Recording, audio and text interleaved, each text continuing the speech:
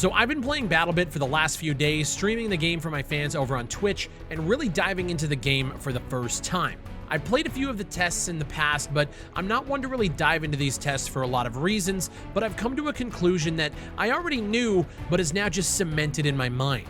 Battlebit fucking slaps. It really goes to show that passion and the will to grind it out can take you to really far places.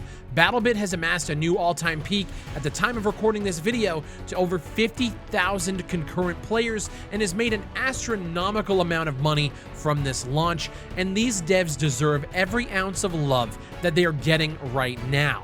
Contrary to popular belief on the internet, I love to see indies win like this. Now, the game isn't all sunshine and rainbows. I do have criticisms of the title, but Battlebit is one of the most enjoyable FPS games that I've played in quite some time, and I want to talk to you guys about the good, the bad, and the ugly in this more in-depth discussion video. Thank you guys for almost 100,000 views on my last video. The support lately has been ungodly, and I appreciate you guys allowing me to do my thing.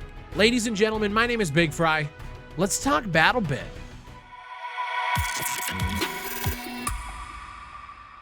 So Battlebit is a large-scale FPS that blends a myriad of features from games like Battlefield and Squad. You have 200 ranks to level up to, 39 weapons to unlock at launch, 18 maps to play as of right now, up to 254 players in a lobby that can scale down to 128, 64, and even 32. The amount of content here for $15 on Steam is absurd in the best way possible. And seeing as this game is just in early access, I feel like now is the time to really give my feedback on how we can make this game better, and I want to start off this video with the game-breaking issues that this game has. There's none. If you're looking for my opinion to see if this game has any cataclysmic asset flip level trash within it, it doesn't. However, when you start to really dive into things like squad management, it becomes a bit of a pain, so that's where I really want to start. I, as a squad leader, keep my squad open to viewers and my inner circle of people that I usually play with. You can kick people out of your squad, you can promote them to the leader, but when I'm actually running around in game, I can't tell who is in my unit.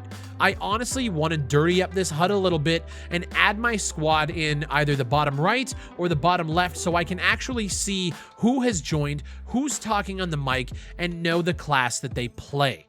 We need this feature to be toggleable at the very least. I know some people want clean HUDs, and that's awesome. Some people like me want to have that information on screen, and honestly, I love how 2042 showcases this if I have to give credit to DICE. Bottom left, next to the minimap, you see everybody that you're playing with. Granted, 2042 is a 4-player squad, Battlebit is 8, and I know it might get a little clustered, but I actually think that trade-off is worth it if you want to be an effective squad leader. As that squad lead, your role is twofold, telling your team where to go on the map by pinging objectives and planting rallies down to allow your team to spawn closer to the action. Both of these systems are a little bit flawed, and I want to start talking about the ping system. Right now, when I look around and I want to ping a point, I can't tell how far it is away unless I tell my team to go there and ping it. And when you do, it lets your team know that, hey, that's where I want to go. And then you can see the meters and the distance away from it. Keep that distance up at all times on every point. So when I look over to, say, B or Bravo, I can see how far it is away at a moment's notice. So then I can decide which one is closest and which one we could actually move to if we're in between 2 points. They have the auto pinging feature, so squad leads don't always have to do this, but that's just another piece of information that I need to be effective. Little things like this may seem so trivial, and they are, but that's just how good and polished this game is. The other issue I have is with your building menu.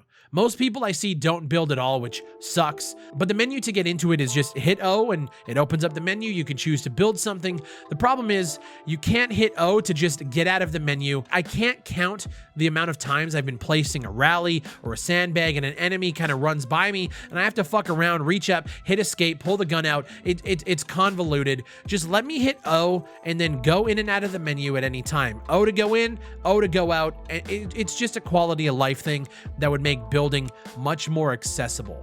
Again, it's such trivial shit at this point, but these are the things that I've been kind of picking up as I've been playing the game. One thing I'd like to see, instead of friendly indicators being triangles, whether they're green triangles for your squad or blue triangles for like the blueberries running around, make those images the role that the player is playing. I'd love to be able to see if someone close by me is a medic, whether they're, a blueberry or in my squad, or if they're an engineer or someone who can drop ammo. This is another thing that I think 2042 actually does very well, and I would love to see that here. In regards to things like map design, I'm seeing the same maps pop up on votes quite a bit. For the most part, the ones that we've managed to play are pretty good outside of whatever this one is. I played it during the test last year and I fucking hated it.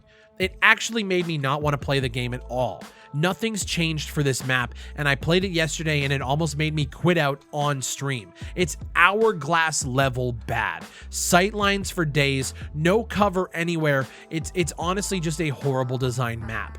And seeing as I haven't experienced all the maps yet, I really hope that there aren't any others like this in the game. I know Wackistan is a dope map, the bridge map is awesome, and there's quite a few bangers that I see the community keep voting for because you can tell they're good. This one isn't.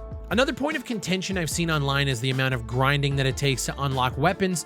I don't necessarily have an issue with it. I mean, I play Caliber for fuck's sake. Grinding is like etched in my bones at this point. It could be easier, but I also don't need it to be either. I'd much rather feel like I fucking earned something in a game instead of just buying it, or alternatively, cruising through the ranks like no tomorrow and then complaining that the game lacks content. It's a weird balancing act that the devs have to take into account, and I have seen quite a few complaints about it online. One mechanic that I actually think needs to be just completely redesigned is climbing ropes. It's absolutely fucked. I can't seem to make it work most of the time, and when you need to climb up, it's usually a really tense moment where time matters. Whether you're jumping into a helicopter or trying to scale a wall, just let me hit a button to attach to the rope. I've been playing a lot of the finals on stream in between Battlebit sessions, and the way they do rope climbing and attaching and detaching is almost perfect. Let me hit E, attach to the rope, and climb. Battlefield 2042 does this better as well. And honestly, guys, that's about it. A lot of these things boil down to quality of life changes and additions, and I'll be real, this is one of the most impressive indie FPS launches that I've been a part of, and there are no signs of slowing down for Battlebit. Look, $15, tons of content, an absolute bustling player base that honestly puts a lot of other AAA games to shame and dunks on other indie titles in terms of content that they have at launch. If you're sitting there on the fence and you're waiting for my opinion on whether you should pick this up, pick it up. The amount of people that I've met in game already who have thanked me for recommending the game is fucking awesome. We all complained that DICE took away things like all chat, squad management, class systems, and everything else. This game facilitates that need on such a higher level. If you feel burned from 2042 and you want something to scratch that Battlefield itch, this game is fucking it. And it's only $15. I want to take this time to thank everyone who has supported me over on Twitch. We've been streaming Battlebit in the finals over there recently, and the love has been tremendous. Our community is growing, and I'm actually finding enjoyment out of playing FPSs again. I know the ongoing Twitch drama is getting crazy, and I'm still trying to figure out where I fit into that space, but I love seeing you guys in chat, enjoying yourselves in game, and just rocking out with the rest of the community, whether it's on Twitch, Twitter, or Discord. Y'all are legends. And with Trepang 2 and 6 Days in Fallujah releasing this week, guys, if you're fans of FPS, it's feasting time. My name is Big Fry. Thank you guys for watching. Leave a like on the video if you enjoyed it. Finally, we have some games that are good that we actually want to play together. Thank you guys for watching, and I'll see you on the next one.